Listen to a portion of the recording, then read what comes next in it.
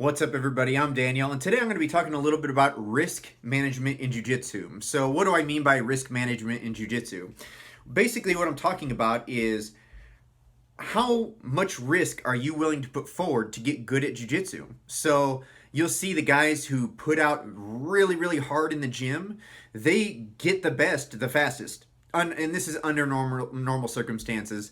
They get the best the fastest, but they also get injured the most. And oftentimes, they get injured and then they never show up back up to the gym and then they're done forever. On the other hand, you see some guys who take very, very limited risks in the gym and they're in the gym forever and they see a limited amount of gains in jiu-jitsu skill over time.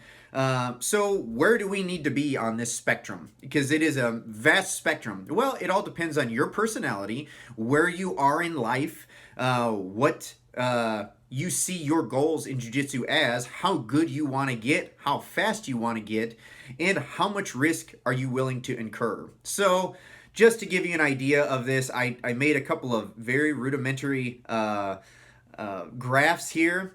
So if you know the way broadly, you see the way in all things, right? So I'm going to liken this to one of my favorite subjects, which is finance. Okay, so whenever we look at this graph for risk versus gains in finance, we look at if you have a savings account, your risk is a 2, but your gains are a 2 as well because you're only making like 0.10% per year. And then you move up to the money market and bonds and mutual funds and single stocks. And then you have single stock startups. Okay. So as you go up the risk chain with a single stock startup company, you may make a ton of money. Like if you got in at the beginning of Bitcoin, you are a rich man right now. But you also realize that single stock startups can also lose you the most amount of money. So your probability for quick gains often is directly related to the amount of risk that you're willing to take.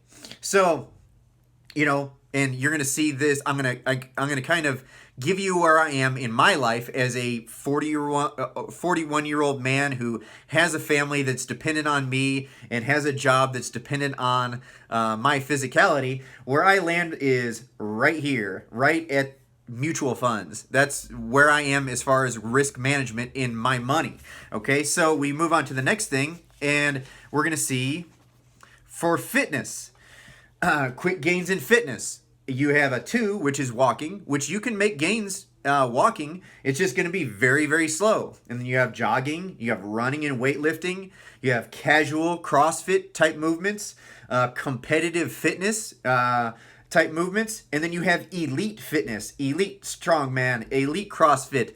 And this is going to be a 10 risk. I mean, how many times do you see in the CrossFit games that somebody doesn't show up because they're injured? Happens all the time.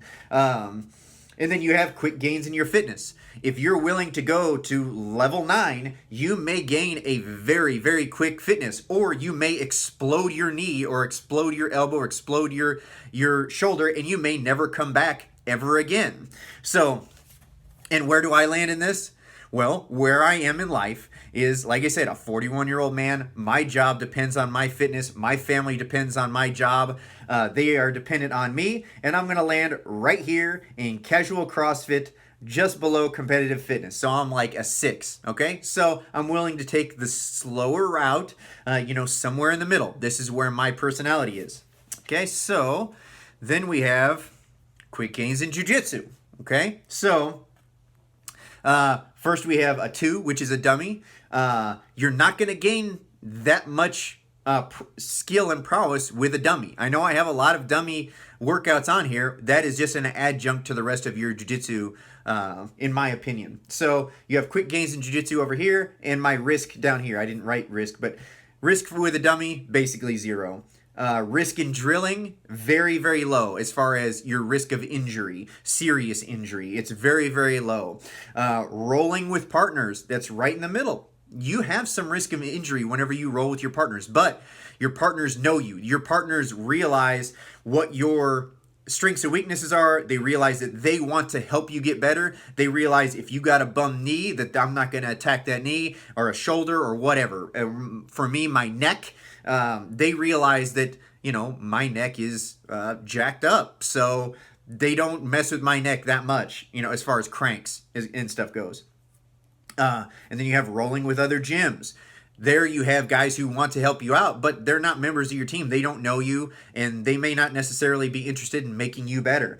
And then you have competition jiu-jitsu. And then I put at the end, porrada. And porrada would be like every time you walk into the gym, and every time you roll with your partners or anybody else, it's a death match, okay? So porrada will get you the quickest amount of gains, but you go down the list and see how many people get injured porrada whenever you go in and you are just trying to kill it every single time. Guys get injured all the time like that.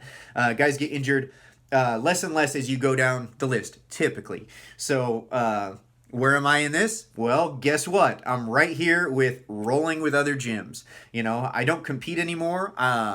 All of these, whenever I was in my 20s and I didn't have a family, I didn't have people depending on me, I was always in the 8 and 9 range in all of these things. Now I've scaled it back. I'm willing to take a slower path for gains in order to minimize my risk in jiu-jitsu. So what does this mean overall? Where are you at? You know, you have to ask yourself honestly, where am I at? Okay, how fast do I want to get good? How important is it to me to get good quickly? Because you will get good doing all of those other things. It's just a slower path, okay? You don't have to compete to get good at jiu-jitsu. You are eventually going to have to roll to get good at jiu-jitsu. If you drill all the time with jiu-jitsu, you will get pretty good, but you know, you're never going to reach your full potential just drilling. You're never going to reach your potential just rolling with a dummy, okay? Anyway, I hope somebody got something out of this. Just ask yourself honestly, how much risk am I willing to take? Where am I at on my journey of life where I'm willing to risk injury to get good quickly at jiu-jitsu or you know, with the money and the fitness and stuff like that? You have to ask yourself those questions as well eventually. Anyway, I hope somebody got something out of this video. We'll see you later. That's what they say. Hard work, I earn my pay.